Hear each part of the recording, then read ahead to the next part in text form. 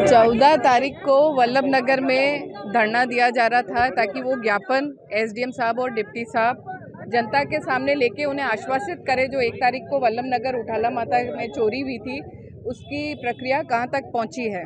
तो वल्लभ नगर वासी होने के नाते हम सब कांग्रेस जन भी उसमें शामिल हुए थे और शांतिपूर्वक धरना चल रहा था।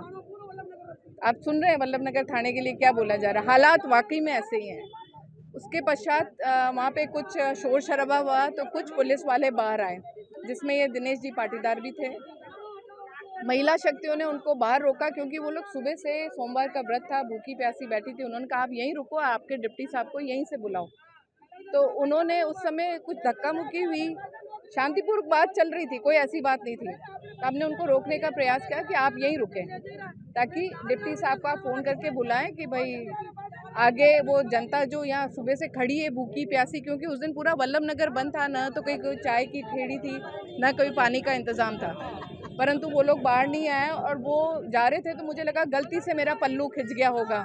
दोबारा धक्का लगा तो मैंने उनसे पूछा आपने मुझे धक्का क्यों दिया, तो वो कुछ बोलते हुए निकल गए वहाँ से। मैंने कहा आप क्या कहना चाह रहे हो, आप मुझे जानते नहीं हो क्या। उन्होंने ये कहा जानता हूँ। जब आपने देखा होगा एक वीडियो वो कमर पे हाथ रख के खड़े हैं और अंगुली नचा रहे हैं। मैंने कहा आप मेरे को जवाब तो दो, आपने मुझे धक्का क्यों दिया और आप कह रहे हो जानता हूँ मैं।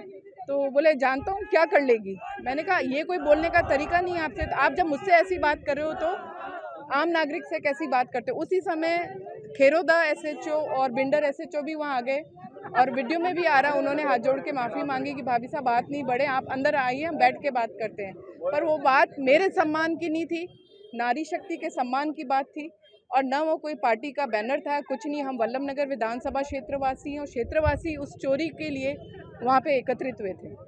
उठाला माता हम सबकी आस्था का स्थान है। पर अगर ऐसा पुलिस अधिकारी, पहले बात तो वो 2 स्टार एसआई है जिसको एसएचओ का वहाँ पद दिया गया है और बाद में पता चला वो बहुत से लोग उससे वहाँ पे परेशान हैं। लोग जब ये घटना घटी तो ये कह रहे थे भाभी साहब आपके बहाने ही, आपके माध्यम से भी ये यहाँ से जाएगा तो यहाँ के जो नागरिक हैं चैन की सांस लेंगे। तो वो क्या कर रहा है वो आप खुद समझ सकते हैं। और महिला शक्ति वो कह रहा है ऐसा कुछ नहीं हुआ।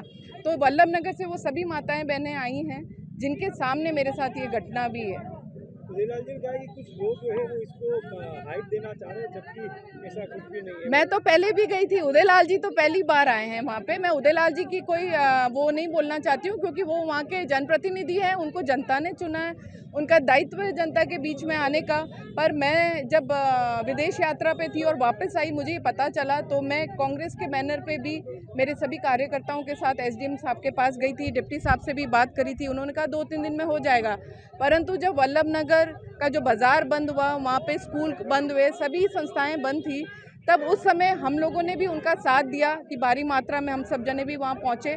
परंतु वो ये कह रहे हैं, वो दिनेश पाटीदार जी ने मुझे अंदर से 2 व्यक्ति के साथ कहलवाया कि इनको बोले यहाँ राजनीति नहीं करें, उठ के चली जाएं। उसके बाद एसडीएम साहब ये लेने आएंगे। पर मैं वहाँ कोई राजनीति नहीं करी थी। क्या मैंने कोई कांग्रेस पार्टी के नारे लगाए या मैंने कोई ऐसी बात कही। मैं वल्लभ नगर क्षेत्र की वासी हूँ और मेरा दायित्व है क्योंकि वल्लभ नगर जनता का मुझे असीम स्नेह मिला, आशीर्वाद मिला, तो उनके सुख दुख में तो मैं हमेशा खड़ी रहूँगी। एक एसआई कौन होता है मुझे वहाँ से उठाने वाला, तो वो भरा हुआ तो था ही, मुझसे लड़ पड़ा, बस उसे हटाया जाए वहाँ से वल्लभ नगर से। और मैं एसपी साहब से भी मेरी बात हुई है और मैं पूर्ण रूप से आश्वासित हूँ कि वो पूर्ण रूप से न्याय करेंगे और उसे अतिशीघ्र हटाएंगे।